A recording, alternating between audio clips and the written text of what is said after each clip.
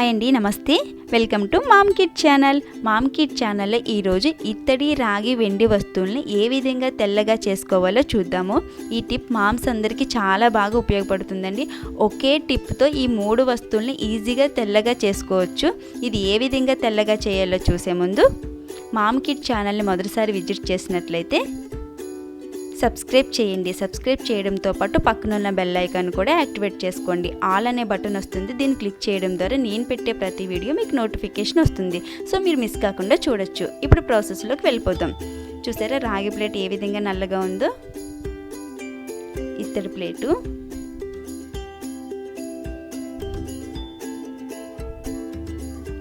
వెండి గిన్నె,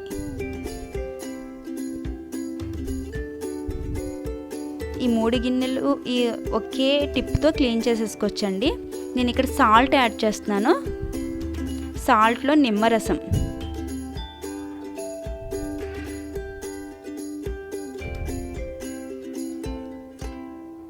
and any soap liquid.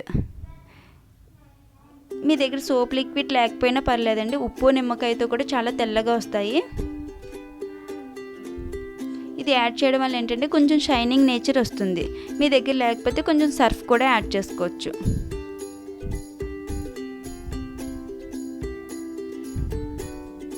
First నేను రాగి ప్లేట్ని చూపిస్తున్నాను.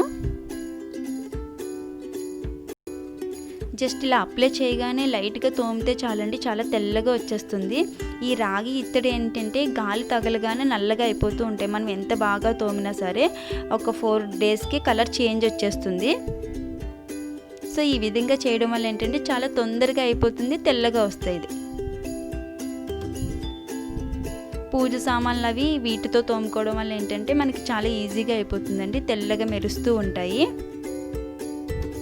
మీకు మధ్యలో పార్ట్ ఒకటే చూపిస్తున్నానండి, డిఫరెంట్ తెలియడం కోసం. చూసారు ఎంత తెల్లగా వచ్చిందో. చుట్టూ చూడండి నల్లగా ఉంది, మధ్యలో పార్ట్ అయితే ఎంత బాగుందో చూడండి. సో ఇదే విధంగా మొత్తం ప్లేట్ క్లీన్ చేసి చూపిస్తానండి.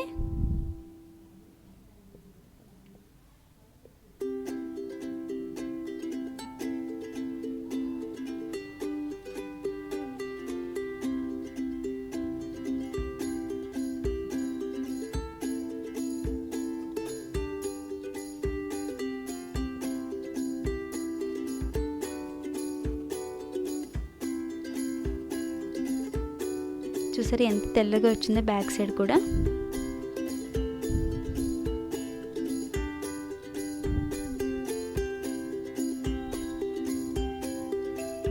కొత్త ప్లేట్లో ఉంది కదండి, ఈ టిప్ మీరు కూడా ట్రై చేయండి, చాలా బాగా ఉపయోగపడుతుందండి.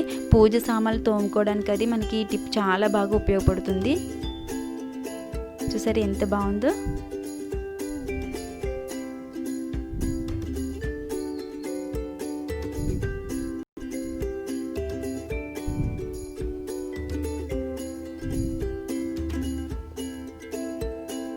ఇప్పుడు ఇత్తడి ప్లేట్ని చూద్దాము.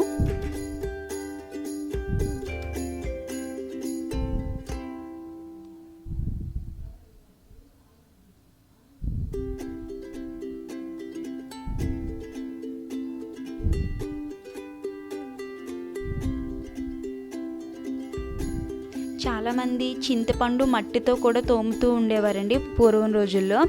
ఏంటంటే అలా కూడా తోమచ్చు, కాకపోతే ఏంటంటే కొంచెం అది కూడా కలర్ చేంజ్ అయ్యే ఛాన్స్ ఉంటుందండి. ఇదైతే చాలా నిమ్మకాయ పులుపుకి చాలా తొందరగా తెల్లగా వస్తుంది. చింతపండు కన్నా నిమ్మకాయ పులుపుకి చాలా తొందరగా తెల్లగా వస్తుంది. చాలామంది ఏమనుకుంటారంటే చింతపండుతో తోమింది కలర్ తొందరగా చేంజ్ అవ్వదు అనుకుంటారు. అది కూడా చేంజ్ అయిపోతూ ఉంటుందండి, కానీ దానికన్నా ఇదైతే తొందరగా తెల్లగా వస్తుంది. పులుపు ఏదైనా సరే తెల్లగా వస్తుంది, కానీ నిమ్మకాయ పులుపుకి చాలా తొందరగా తెల్లగా వస్తాయి. చూసారు ఇత్తడి ప్లేట్ కూడా తెల్లగా వచ్చింది. మనం జనరల్గా దేవుడి దగ్గర పూజ సామాన్లు ఇత్తడి, రాగి, వెండి వస్తువులు వాడుతూ ఉంటాము. సో ఈ టిప్ అనేది పూజ సామాన్లకి చాలా బాగా ఉపయోగపడుతుంది.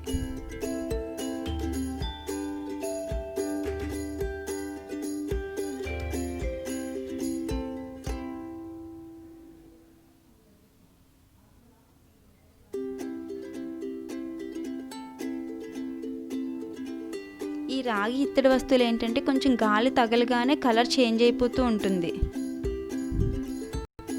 చూసారా ఇత్తడి ప్లేట్ ఏ విధంగా తెల్లగా వచ్చిందో.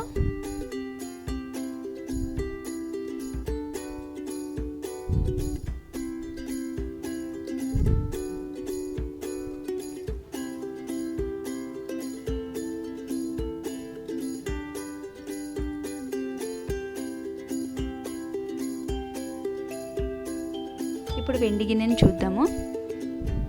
ఈ రాగి ఇత్తడితో పోలిస్తే వెండి గిన్నె కలర్ చేంజ్ అనేది చాలా తక్కువగా ఉంటుందండి. అంటే ఇది తొందరగా నల్లబడదు.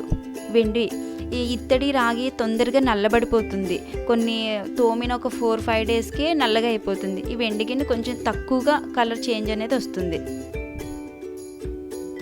తోమేక కొంచెం ఎక్కువ రోజులే తెల్లగా ఉంటుంది ఈ వెండి గిన్నె.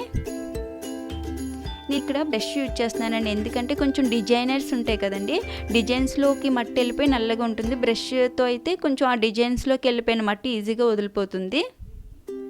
నేనైతే ఈ పూజ సామాన్లు తోమడానికి ప్రత్యేకంగా ఒక బ్రష్, ఒక కొత్త పీచ్ అనేది సెపరేట్గా పెట్టేస్తూ ఉంటానండి. చాలామంది ఏంటంటే మనము ఎంగిల్ పళ్ళలు తోముకున్న పీచుతోనే తోమేస్తూ ఉంటారు. పీచు కడిగేసాక తోముతున్నాం కదా అని అనుకుంటారు. కానీ సెపరేట్గా దేవుడికంటూ ఒక పీచ్ సెపరేట్, దేవుడి పూజ సామాన్లు తోమడానికి సెపరేట్గా ఒక పీచ్ పెట్టుకుంటే బాగుంటుంది. నేనైతే పూజ సామాన్లు తోమడానికి సెపరేట్గా ఒక బ్రష్, ఒక పీచ్ అనేది సెపరేట్గా పెట్టేసుకుంటానండి.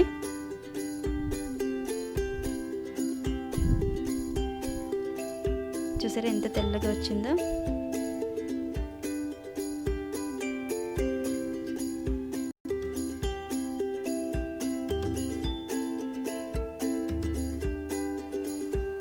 చూసారు కదండి ఎంత తెల్లగా వచ్చాయో.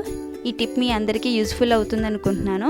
ఇది మీకు నచ్చినట్లయితే లైక్ చేయండి, షేర్ చేయండి, సబ్స్క్రైబ్ చేయండి. Thank you for watching. Bye.